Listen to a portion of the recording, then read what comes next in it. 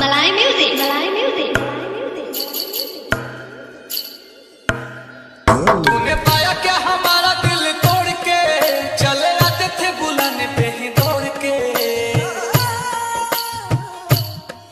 तूने पाया क्या हमारा दिल तोड़ के, चले आते थे बुलाने पे ही दौड़ के। चले आते थे बुलाने पे ही दौड़ के। गिर गए मुँह हमसे क्यों मोड़ के, गए मुँह हमसे क्यों मोड़ के। गए आखिरी निशानी जो तू छोड़ के, अब सोता हूँ दुपट्टा तेरा ओढ़ के। जुदाई तेरी जान ले गई, जुदाई तेरी जान ले गई। तुझे देखता हूँ साथ किसी और के, देखता हूँ साथ किसी और के। याद आती है पुराने उस दौर के, अब सोता हूँ दुपट्टा तेरा ओढ़ के। जुदाई तेरी जान ले गई, जुदाई तेरी जान ले गई। जब देखता हूँ साथ किसी और के।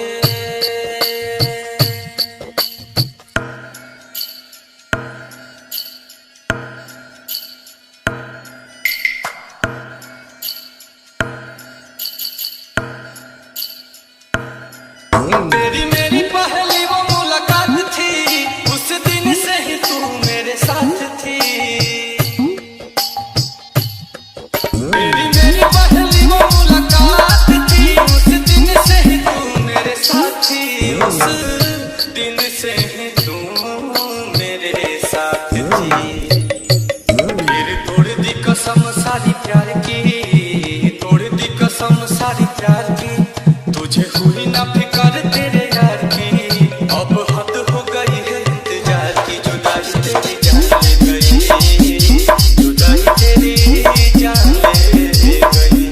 गए आखिरी निशानी जो तू छोड़ के, आखिरी निशानी जो तू छोड़ के। फिर गए जो हमसे मुंह मोड़ के, अब सोता हूँ दुपट्टा वही ओढ़ के। जुदाई तेरी जान ले गई, जुदाई तेरी जान ले गई। जब देखता हूँ साथ किसी और के।